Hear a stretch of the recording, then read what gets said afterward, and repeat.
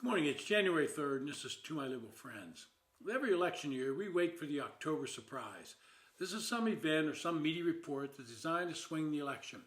It comes in October because the candidate that's being sprung on has little time to respond.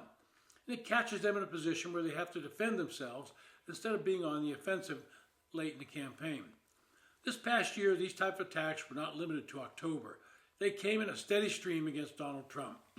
His opponents in the media, and that means the vast majority of the media, were full-throated in their attacks, and it did not matter if they were false. They kept hoping they might throw enough mud on the wall, eventually some of it might stick. Now, you can try to blame individual reporters or spokespeople, but ultimately the responsibility to clean this type of activity belongs at the corporate level. Since they don't stop it, you have to assume they support these false attacks and encourage them. Now, before we move to some of the false attacks on Trump, I want to say up front that Trump speaks from the hip and probably could measure his words a little better. But I would take that every day as opposed to a president that's kept under wraps, and when he does speak, his staff, with the assistance of the media, have to clean up his comments and tell you exactly what he meant to say, not what he really said. Well, back in March of 2024, Trump was at a rally. During the rally, Trump discussed China's plan to build cars in Mexico and have them exported to the United States. And that would be building them for less than they can in this country and allow them to counter Trump's strategy of bringing manufacturing back to the United States.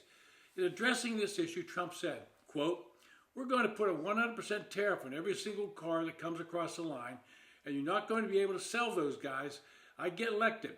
Now, if I don't get elected, it's going to be a bloodbath for the whole. That's going to be the least of it. It's going to be a bloodbath for the country." Immediately, end quote. Immediately, the liberal media jumped on the word bloodbath and accused Trump of calling for political violence. That's not what he was saying. He was merely pointing out the truth, that if China built cars in Mexico and sold them in the U.S., it would be devastating for the auto industry and the auto workers. That's all he was saying, not calling for anything else. In August, Donald Trump visited the Arlington National Cemetery to honor the 13 veterans who lost their lives during a disastrous retreat from Afghanistan during the Biden administration. The Harris campaign jumped on this visit and were followed by the media. According to Kamala Harris, quote, "As vice president, I've had the privilege of visiting Arlington National Cemetery several times. It's a solemn place, a place where we come together to honor American heroes who've made the ultimate sacrifice in service to this nation. It's not a place for politics. This is nothing new from Donald Trump. This is a man who has called our fallen service members suckers and losers and disparaged Medal of Honor recipients. A man who, during a previous visit to the seminary, reportedly said of a fallen service member, 'I don't get it.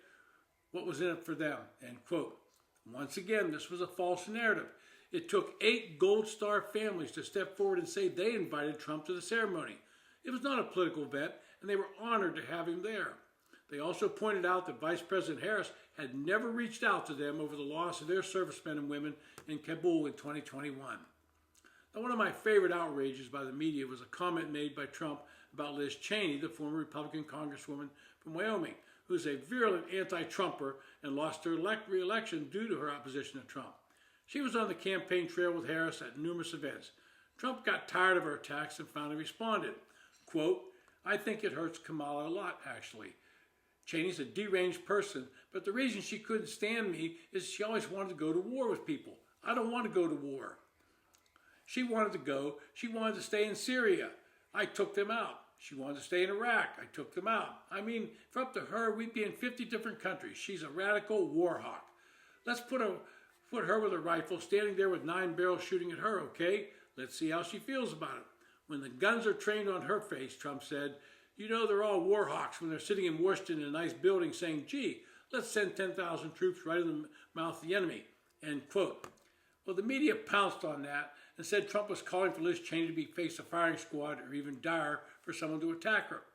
Well, I'm a veteran, and I'm old enough to remember when the term chicken hawk was in vogue during Vietnam. It was referring to members of Congress who were more than willing to send us off to Vietnam while they sat in cozy offices in Washington, D.C.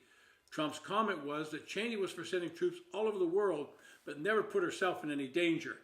And that goes for a lot of other members of Congress. Finally, we get to the actual attempt at the October surprise. The Atlantic and its chief editor-in-chief, Jeffrey Goldberg, published what they thought would be a devastating October surprise against Trump, rife with salacious details and a comparison of the now president-elect to Adolf Hitler. Among other things, the report alleged that Trump disparaged a military veteran and her family members while refusing to pay for her funeral, even though he'd promised to do so. The catch? The veteran's sister and various Trump officials who were first-hand witnesses came forward and immediately followed the story's publication to dispute it as false. They said it did not happen, and yet the Atlantic printed it. Democrats tried everything possible in this past election. Their hatred of Donald Trump supersedes any other issues, even if those policies would be good for the country. They were supported by their friends in the media, and now they don't know what to do after this devastating loss as they try to regroup. This has been To My Liberal Friends. Thanks for listening.